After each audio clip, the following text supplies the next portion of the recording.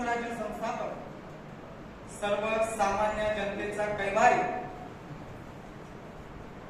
सर्वसामान्य जनतेचा होणाऱ्या अन्याय अत्याचार या विरोधात आवाज उठवून एक सर्वसामान्य जनतेचं स्वराज्य निर्माण करणारे, या स्वराज्याचे संस्थापक छत्रपती शिवाजी महाराज, छत्रपती शिवाजी महाराजांच्या पावलावर पाऊल ठेवून त्यांच्या प्रेरणेने प्रेरित होऊन सर्वसामान्य जनतेबद्दल आस्था निर्माण झालेले, सर्वसामान्य जनतेवर होणारे अन्याय अत्याचार झुगारले. एक दलित म्हणून एक शब्द जो प्रचलित केला गेला, या शब्दाला कुठेतरी बाजूला ठेवण्याकरिता जी एक मनात तळमळ होती, ती तळमळ, त्याचबरोबर गोरगरिबांच्या समवेत सर्वसामान्य परिवाराच्या सोबत राहून जे जीवन जगत असताना जे अनुभव आले, ते अनुभव येणाऱ्या पुढच्या पिढीवर होतात, ते अन्याय पुढच्या पिढीवर होता कामा नये. आणि म्हणून असे विचार पुढील येणाऱ्या काळामध्ये रुजवण्याकरिता पुढचे कार्य हातामध्ये घेणारे डॉक्टर बाबासाहेब आंबेडकर, विश्वरत्न महामानव, भारतरत्न, संविधान विधाते डॉक्टर बाबासाहेब आंबेडकर, त्याचबरोबर या देशाला तरुणांच्या हातामध्ये देणं फार महत्वाचं आहे. येणारा पुढचा काळ हा तरुणांशिवाय व्यवस्थितरित्या चालणार नाही. म्हणून तरुणाच्या पिढीवर अधिराज्य गाजवणारे स्वामी विवेकानंद या तीनही त्रिवेणी संगमाला त्रिवार अभिवादन.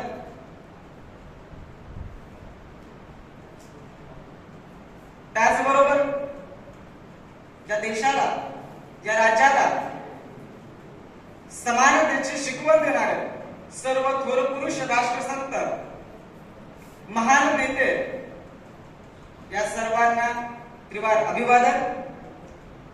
आजच्या या कार्यक्रमानिमित्त सन्माननीय व्यासपीठावर उपस्थित असलेले सर्व मान्यवर, प्रतिष्ठित व्यक्ती, गाढ अभ्यासक, त्याचबरोबर सर्व समाजातील उपस्थित समुदाय, मुळात विषय नाव ऐकलं तर सर्वसाधारण वाटतं. एक विहिरीत वाक्य जर आपण बघितलं, जागर शिवरायांच्या विचारांचा, वसा संविधान रक्षणाचा, आज ही गरज का लागली हा मोठा प्रश्न. ज्या संविधानावर आपण जगतोय, ज्या संविधानावर आपलं पूर्ण आयुष्य आपण काढतोय, जरी मनुष्य म्हणून जरी जन्माला आलो तरी सुद्धा आपल्याला कुठला अधिकार राहत नाही. आणि तो अधिकार ज्या संविधानाने दिलाय, आज त्या संविधानाचं रक्षण करण्याची वेळ आपल्यावर यावी हा मोठा प्रश्न आहे. का आम्हाला हा मुद्दा घ्यावा लागतो? का आम्हाला जनतेसमोर हे विषय मांडावे लागतात की ज्याच्यावर आमचं पूर्ण आयुष्य चालतं, ज्याच्यावर आमचं पूर्ण जीवन चालतं, ज्याच्यावर आम्ही ज्या पदावर, ज्या पदाचा उपभोग घेतोय, कोणताही क्षेत्र असू दे, त्या प्रत्येक क्षेत्रामध्ये जो आम्हाला कायदा दिलेला आहे, जी आम्हाला राज्यघटना दिली आहे, जी आम्हाला संविधान दिलेलं आहे, त्या संविधानाचं रक्षण करण्याची वेळ आमच्यावर यावी हा मोठा प्रश्न. हा प्रश्न आपल्याला पडत नाही कधी. का पडत नाही? कारण आमच्या मनावर हा विचारांचा पगडा तयार झालेला आहे की जो काही आमच्यावर अन्याय अत्याचार होतो तो आम्ही मुकाट्याने सहन करतो. आमच्यावर अन्याय अत्याचार होतो, होऊ द्या, काही हरकत नाही, होऊ द्या, काही हरकत नाही. परंतु ज्या वेळेमध्ये तो अन्याय अत्याचार शेवटच्या क्षणाला येतो, त्यावेळेस आमच्यावर आमची जाग येते आणि मग आम्हाला कुठेतरी वाटतं आमच्यावर अन्याय झाला. परंतु ज्या वेळेमध्ये आमच्यावर अन्याय होत होता त्यावेळेस आम्हाला जाग आली नाही. तर त्यावेळेस आम्ही बाबासाहेबांना कधी आठवलं नाही, कधी संविधानाला आठवलं नाही, कधी संविधानाचा विचार केला नाही, कधी शिवरायांचा विचार केला नाही. परंतु त्यावेळेमध्ये जेव्हा आठवण होते त्यावेळेस आपल्याकडे परिस्थिती अशी भयानक निर्माण झालेली असते की आमच्या समोर रस्ता राहिलेला नसतो. मग आम्ही करावं का? मग सध्या परिस्थितीमध्ये आम्ही एखाद्या व्यक्तीकडे जातो, एखाद्या समाजसेवकाकडे जातो, एखाद्या राजकीय व्यक्तीकडे जातो. जर आमच्याकडे पर्यायच राहिलेला नाही तर ती व्यक्ती सुद्धा काय करणार? कारण ती व्यक्ती जरी आपल्याला मदत करायला आली तरी ती त्या चौकटीच्या माध्यमातूनच आपल्याला मदत करणार, म्हणजेच त्या ठिकाणी सुद्धा संविधानच येतो. या संविधानाचा विचार आम्ही कधी करायला पाहिजे? आम्ही नेहमी प्रत्येक ज्या ठिकाणी आम्ही ज्या वेळेमध्ये व्याख्यानाला जातोय त्या ठिकाणी ही खंत व्यक्त करत असतो सर. ती म्हणजे कुठलाच तरुण वर्ग संविधानाचा अभ्यास करायचा विचार करत नाही. कुठल्याच तरुण वर्गाला सांगितलं जात नाही की माझ्या हातामध्ये संविधान द्यावं, मी या संविधानाचा अभ्यास करावा, मी संविधानाचं वाचन करावं, या संविधानामधून मी प्रेरणा घ्यावी. कधी कुठं ऐकलेलं दिसत का केलं जात नाही? ही मोठी खंत आहे. आज कुठल्याही व्याख्यानात असतोय तरुण वर्ग असतो, परंतु संविधानाच्या व्याख्यानाला कधी येत नाही. आज एखाद्या वेगळ्या क्षेत्रातल्या कायद्यावर असत्या ते व्यासपीठ तयार केलं जातं. लाखोंच्या नाही करोडोंच्या संख्येने तिथे उपस्थिती होते.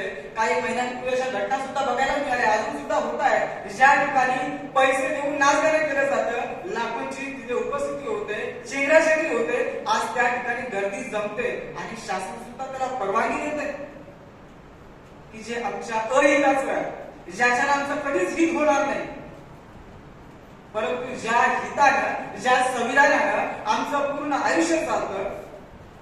संविधानाची आठवण कधी होते? ज्या वेळेमध्ये जसं आता आपण काही 1-2 वर्षांपूर्वी बघितलं, त्या एसटी कर्मचाऱ्यांवर अन्याय अत्याचार झालं, त्या वेळेमध्ये त्यांना आठवण आली आमचे अधिकार, आमचे हक्क आमचे कुठेतरी दाबले जातात. त्यावेळेस त्यांना बाबासाहेबांची आठवण झाली की बाबासाहेबांनी त्या वेळेमध्ये सांगितलेलं. मग एवढ्या दिवस का झाले नाही हा मोठा प्रश्न. ही आठवण कधी निर्माण होईल? संविधानाबद्दल प्रेम कधी निर्माण होईल? आम्ही इतर पुस्तकं वाचतो, भरपूर लेखकांची, भरपूर वाचकांची पुस्तकं वाचली, परंतु आमच्या मुलांना आम्ही कधी संविधान वाचायला दिलं का? आम्ही आमच्या प्रत्येक धर्मामध्ये प्रत्येक धर्माचा ग्रंथ आम्ही अभ्यास करायला दिला, पण कधी संविधान दिलं का? स्वतःहून आपल्या घरामध्ये कधी आम्ही संविधान वाचलं का? आम्ही नाही वाचलं. आमच्या येणाऱ्या पुढच्या पिढीला जो काही अन्याय अत्याचार सहन करावा लागेल त्याकरिता, आवाज उठवण्याकरिता किंवा त्या अन्यायाला वाचा फोडण्याकरिता आमच्या मुलांना, आमच्या येणाऱ्या पुढच्या पिढीला त्या अन्यायामधून कसं बाहेर करता येईल याचा कधी विचार केला का? बरेचसे प्रश्न आहेत, परंतु त्या प्रश्नाला आपण कधी वाचा फोडायला बघत नाही. म्हणजेच काय? शिवाजी महाराज जन्माला यावे, बाबासाहेब जन्माला यावे, परंतु ते आमच्या घरातून येतात, दुसऱ्याकडे यावे, हे प्रत्येकाच्या मनामध्ये ठसलेलं आहे. जोपर्यंत आम्ही हा विचार बाजूला काढत नाही तोपर्यंत संविधानावर प्रेम निर्माण होणार नाही, आणि जोपर्यंत संविधानाचं प्रेम आपल्या मनामध्ये निर्माण होणार नाही तोपर्यंत आपण कितीही भाषण केली, आपण कितीही प्रयत्न केले तरी सुद्धा आज जो प्रकार बाहेर चाललेला आहे तो थांबणार नाही. आपण कितीही सोशल मीडियाच्या माध्यमातून गप्पा केल्या, कितीही प्रश्न उपस्थित केले तरी त्या प्रश्नाला कधीही उत्तर मिळणार नाही, कारण ती पळवाट. म्हणून ज्या वेळेमध्ये बाबासाहेबांनी, आता साहेबांनी बराचसा संविधान असेल, राज्यघटना असेल किंवा जे संविधान तयार केले गेलं त्यामध्ये मुद्दे कसे घेतले गेले साहेबांनी भरपूर सांगितलेले आहे. मला वाटतं तो माझा जवळजवळ 50% काम साहेबांनी आधीच पूर्ण केलेलं आहे. त्यामुळे मी त्या मुद्द्यावर न जाता आजची जी परिस्थिती आहे, कारण आपला मुद्दाच महत्वाचा आहे की छत्रपती शिवाजी महाराजांनी ज्या पद्धतीने स्वराज्य निर्माण केलं, जी त्याच्यामध्ये उत्कंठा निर्माण झाली, वयाच्या 10व्या वर्षी त्यांच्या मनामध्ये एक प्रश्न निर्माण झाला. त्याने विचार केला असता, शहाजीराजांची जहागिरी आहे, मला काय करायचं? मलाही बसून खाता येईल, मलाही फक्त बघून मलाही काही पूर्ण माझं आयुष्य त्याच्यामध्ये निघून जाईल. परंतु कधी शिवाजी महाराजांनी हा विचार केला नाही की अरे मी का करावं? जो प्रश्न आज आपल्याकडे काय करायचं? बाकीचे जातील, जयंती साजरी करायची, बाकीच्या करतील, समाजामध्ये जनजागृती निर्माण करायची आहेत ना, त्या समाजाचे, त्या जातीचे, त्या धर्माचे, ती लोक आहेत, ही लोक आहेत. हा प्रश्न आपल्या मनामध्ये आहे.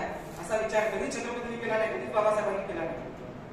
ज्या वेळेमध्ये त्यांच्यामध्ये निर्माण झालं की बाहेर ज्या वेळेमध्ये मित्रांमध्ये खेळायला जायचे, ज्यावेळेस ते मित्रांना विचारायचे की बाबा तू माझ्यासोबत चल, त्यावेळेस मित्रांकडे शब्द यायचे की अरे मी तुझ्यासोबत कसा येऊ? त्यावेळेस छत्रपतींनी सांगितलं, ज्या पद्धतीने माझं जीवन आहे त्याच पद्धतीने जीवन तुझं आहे. आणि त्यावेळेस त्यांना कळलं की काहीतरी चुकीचं घडतंय, काहीतरी कोणाच्यावर तरी अन्याय होतोय. ही फक्त आणि फक्त सर्वसामान्य जनता आहे हे ओळखलं आणि येऊन मातेला म्हटलं की माते मला हे पाहत नाही, जरी वडिलांची, राजांची जरी जहागिरी असली, मला जहागिरी नकोय, मला माझ्या रयतेचं, कष्टकरी जनतेचं, या शेतकऱ्यांचं राज्य बनवायचंय आणि त्याकरता मला काहीतरी करायचंय, मला मार्गदर्शनाची गरज आहे. आणि त्या वेळेमध्ये मातेला वाटलं की मी धन्य झाले आता. आणि त्या धन्यतेने मातेने सांगितलं की आज ज्या अर्थी माझ्या पोटी बाळ राजपोटी जन्माला आला, पुढचं काय होईल मला माहिती नाही, माझी आज्ञा आहे. कष्टकऱ्यांचं, या शेतकऱ्यांचं राज्य व्हायला पाहिजे आणि ते राज्य होण्याकरिता तुम्हाला ज्या पद्धतीचं मार्गदर्शन लागेल, मग तो कुठल्या क्षेत्रातला असतो त्याकरिता मी पूर्णपणे तुमच्यासाठी सहमत आहे. ही आज्ञा प्रतापता मातेने दिली. आज आपण आपल्या मुलांना काय सांगतो? आम्ही नेहमी सांगत असतो आज समाजामध्ये बलात्कार होतात, अत्याचार होतात महिलांवर. कशा पद्धतीने होतात आणि का होतात हा मोठा प्रश्न आहे. हे आम्ही शोधणं गरजेचं आहे. आम्ही बाहेर भरपूर बोंबा करतोय, इथे अत्याचार झाला, इथे अन्याय झाला, इथे भ्रष्टाचार झाला, परंतु त्याचं मूळ कारण शोधलं का? ही आपल्याला शोधायला तयार होत नाही. कुठेतरी एखादी घटना घडते. आता मागच्या महिन्यामध्ये काही दिवसांपूर्वी एक घटना घडली. घटना फक्त एवढीच होती की एका मुलाला शॉक लागला होता. शॉक लागल्यानंतर त्याला एका दवाखान्यामध्ये नेलं. डॉक्टर अवेलेबल नसल्यामुळे त्याला पुढच्या दवाखान्यामध्ये रिफर केलं गेलं. ज्या दवाखान्यामध्ये रिफर केलं गेलं तिथल्या डॉक्टरांनी फक्त त्याचा रिपोर्ट चेक केला आणि मग घोषित केला.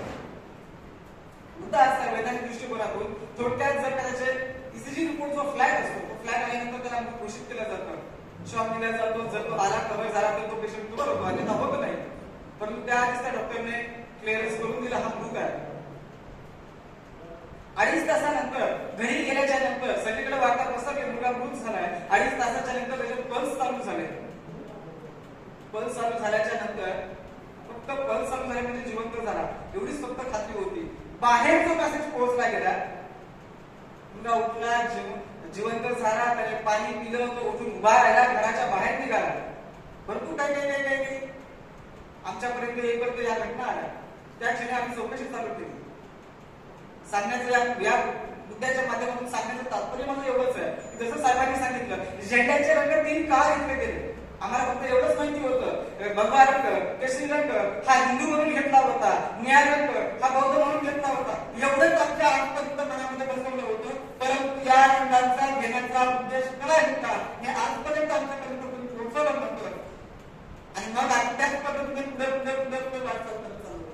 कारण आमची ही सवय आहे ऐकायचं काहीतरी वेगळं आणि दुसऱ्यापर्यंत पोहोचवायचं काहीतरी वेगळं.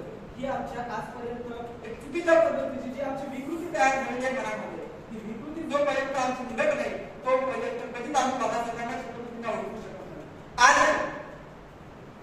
कालच बाबासाहेबांची जयंती साजरी केली गेली, चांगल्या पद्धतीने जयंती साजरी केली गेली, हजारो लोक त्या जयंतीमध्ये उपस्थित होते. परंतु एक स्वतंत्र अशी होती त्यापैकी 90% लोक हे नशा केलेले. का बाबासाहेबांनी असं सांगितलं होतं का की नशा करत तुम्ही माझ्याकडे डीजेच्या सोबत नाच गाणं करा? कुठल्या बाबासाहेबांनी कुठल्या ठिकाणी लिहून ठेवलेलं आहे की माझी जयंती साजरी करा म्हणून? बाबासाहेबांनी त्यावेळेला सांगितलं होतं की कुठलाही कार्य करा ते सर्वसामान्य जनतेसाठी करा, संघर्ष करा, शिक्षण द्या. हे राज्य माझ्या बाबासाहेबांनी त्यावेळेला सांगितलं होतं. आज आपण काय करतो या गोष्टीची आम्ही कल्पना केली नाही. फक्त आमच्या मनामध्ये जे घुसवलं गेलेलं आहे, ज्या पद्धतीने आम्ही एक ऐकतं दुसऱ्यापर्यंत जेव्हा आम्ही सांगायला जातो त्यावेळेमध्ये त्या गोष्टीचं छोटीशी गोष्ट असते तेवढी मोठी गोष्ट सांगितली जाते. परंतु त्याचा मूळ गरजेला आम्ही कधीच सांगत नाही. कारण ह्या विचार करत नाही की ज्या पद्धतीने छत्रपती स्वराज्य निर्माण केलं, ज्या पद्धतीने बाबासाहेबांनी सर्वसामान्य जनतेसाठी संविधान निर्माण केलं, संविधान बाबासाहेबांनी निर्माण केलं त्याच्या आधी 1930 सालापासून महात्मा गांधींनी, पंडित जवाहरलाल नेहरूंनी भरपूर जणांनी संविधान निर्माण केले. परंतु ते संविधान मान्य केले नाही. त्याचं कारण काय होतं? कारण ते जे लेख लिहिले गेले, ते जी कलमं लिहिली गेली, ते सर्वसामान्य जनतेला येणाऱ्या पुढच्या काळामध्ये नायबल असतील अशी नव्हती. म्हणून ते संविधान कधीच मान्य केले नाही. आणि 26 नोव्हेंबर 1949 ज्या वेळेमध्ये बाबासाहेबांनी 47 पासून जे 2 वर्ष आपल्यामध्ये अख्या दिवसामध्ये मेहनत घेतली. आता आपण उद्देशामध्ये पहिलं वाक्य जो बसतोय आम्ही काढण्याचं लोक हे वाक्य